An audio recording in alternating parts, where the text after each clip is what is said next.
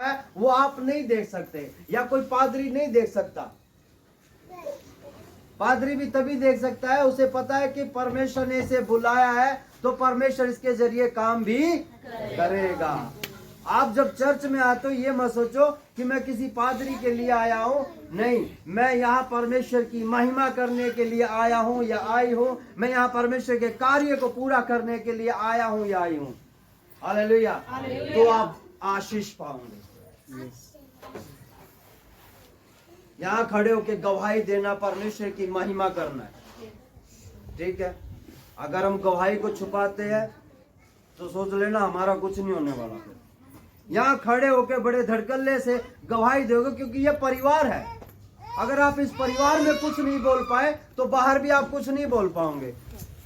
अगर आपने परिवार में अपनी जुबान को खोल लिया तो आप बाहर भी धड़कल्ले से कह सकते हो कि मेरा परमेश्वर यहोवा परमेश्वर, मेरा परमेश्वर यीशु मसीह परमेश्वर है, जिसने मुझे मुर्दों में से जिंदा किया, जिसने मुझे अंधकार से निकाल कर अपनी ज्योति में लेके आया, वो मेरा परमेश्वर है। हालेलुया। तो जब भी गवाही दो, यहाँ परमेश्वर की महिमा के लिए गवाही दो, तो आप आशीष पाओगे। हालेलुया। और मेरे साथ उसने आपको बुलाया है। हालेलुया। मेरे साथ निकाले उत्पत्ति उसका 6 अध्याय, उसकी 22 आयत पढ़ना पड़ेगा। कोई हमारे बीच में? परमेश्वर की इस आज्ञा के अनुसार नूह ने किया। हालेलुया। परमेश्वर की इस आज्ञा के अनुसार नूह ने किया। अब यहाँ लिखा है कि परमेश्वर की आज्ञा के अनुसार नूह ने किया है। नूह कौन था जानते हो आप? बाइबल कितने लोग पढ़ते हैं? जो बाइबल पढ़ते हैं उन्हें पता है नूह कौन है। नूह वो व्यक्ति था जिसने जहाज बनाया। हालेलुया। जिसने जहाज बनाया था, परमेश्वर उससे बातें करता था और परमेश्वर ने उसे बताया कि तू एक जहाज बना। अब देखो, नूह को परमेश्वर ने बुलाया, उसको आज्ञा दी है। मेरी बात को ध्यान से सुनना। परमेश्वर ने उसे बुलाया है, उसको एक आज्ञा दी कि नूह एक जहाज बना, और उसको यहां तक यह भी बताया कि कितने हाथ चौड़ा, कितने हाथ उसकी लंबाई, कौन कौन से खाने उसमें बनाने हैं, कौन कौन से उसमें क्षेत्र बनाकर रखने हैं, कितनी जगह उसमें होनी चाहिए। हालेलुया। कितने टन का जहाज वो बनाना है, वो सारी बातें नूह को परमेश्वर ने बताई, क्योंकि उस समय परमेश्वर बात करता था अपने लोगों से। आज भी बात करता है अपने लोगों से, अपने वचन के द्वारा, अपने दास के द्वारा वो आपसे बात करता है। हालेलुया।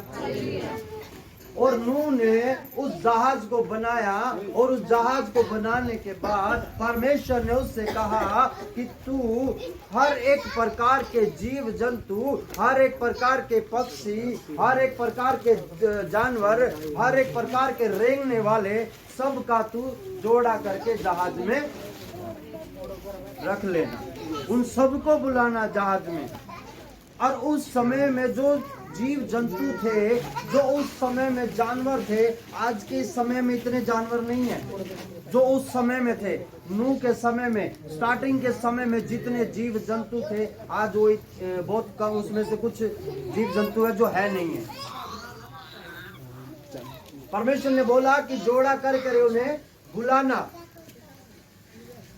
क्योंकि मैं इस पृथ्वी पे, अगर हम इसके 7वें अध्याय में अगर हम पढ़े तो वहां लिखा है कि मैं 40 दिन 40 रात मैं बरसाऊंगा इस पृथ्वी पर, ये पृथ्वी पूरी डूब जाएगी और जितनी मानव जाति है वो सब क्या है, खत्म हो जाएगी। हालेलुया। अब नूह को परमेश्वर ने बुलाया, देखो किसके लिए बुलाया। एक तो नूह का परिवार, उसके बेटे, उसकी बहुएं, उसकी घरवाली और वो खुद, ठीक है, वो हो गए। और वो नूह के द्वारा कितने जीव जंतुओं को, कितने पक्षियों को, कितने जानवरों को, रेंगने वाले हर एक प्रकार के पक्षी जितने भी थे सब के लिए नूह को परमेश्वर ने क्या है चुना है। हर एक के लिए परमेश्वर ने उसे बोल दिया। अब ये सोचो नूह के द्वारा वो लोग वो बचाए गए, वो लोग भी बचाए गए और वो जीव जंतु भी क्या है बचाए गए। हालेलुया। मेरी बात समझ में आ रही है? पक्का समझ में आ रही है? अगर नहीं आए तो मेरे को बता देना, मेरे को समझ में नहीं आया, मैं आपको दोबारा बता दूंगा। ठीक है। नूह के द्वारा उन जीव जंतु को बचाया गया।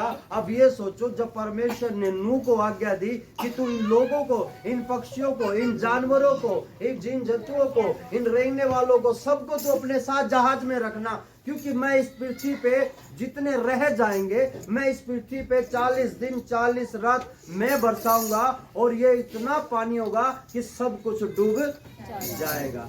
यहाँ तक कि पहाड़ डूब गए, बड़े बड़े पहाड़ सब कुछ डूब गया, वो सब खत्म हो गए जो उस पृथ्वी पे रह गए थे। नूह और उन जीव जंतुओं के द्वारा उनके बदले और जितने रह गए थे सब क्या है डूब कर खत्म हो गए। अब ये सोचो, एक छोटी सी सोचने वाली बात है जो मैं आपको बताना चाहता हूँ कि नूह के द्वारा वो सब चीज बचाई गई। अब ये सोचो कि आपका मसीह में आना, परमेश्वर का आपको बुलाया जाना, तो कोई तो काम है, कोई तो ऐसा काम है जो परमेश्वर आपके द्वारा कराना चाहता है। चाहे वो चर्च का काम हो, चाहे वो मिनिस्ट्री का काम हो, चाहे आपके द्वारा लोगों को बचाया जाए, चाहे कुछ भी है जो परमेश्वर आपसे कराना चाहता है, वो सिर्फ वचन के अनुसार होगा। ठीक है। आप अपनी मर्जी से कुछ नहीं कर सकते। किसी को बुलाया जाना यानी कि उसको लेके आना। अब ये भाई साहब एक मिनट खड़े हो ना।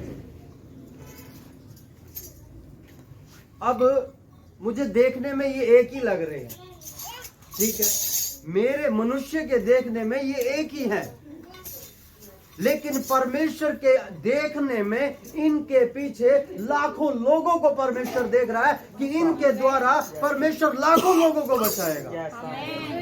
हालेलुया। मेरा देखना कुछ और है, मेरा समझना कुछ और है, लेकिन परमेश्वर का देखना, परमेश्वर का समझना, परमेश्वर की योजना वो कुछ और है। मैं इनको अकेले को देख रहा हूँ, लेकिन परमेश्वर की नजर इनके पीछे लाखों लोगों को देख रहा है। हालेलुया।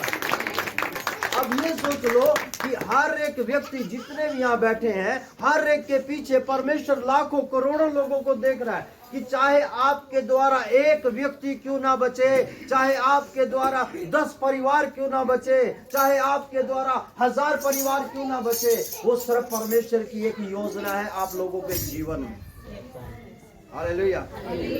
आप चर्च में काम करते हो, चर्च में संडे के दिन जिस दिन आते हो काम करते हो थोड़ा बहुत?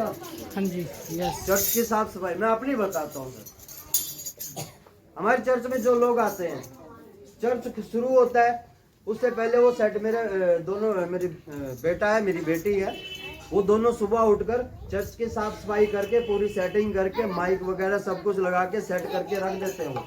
ठीक है। उसके बाद चर्च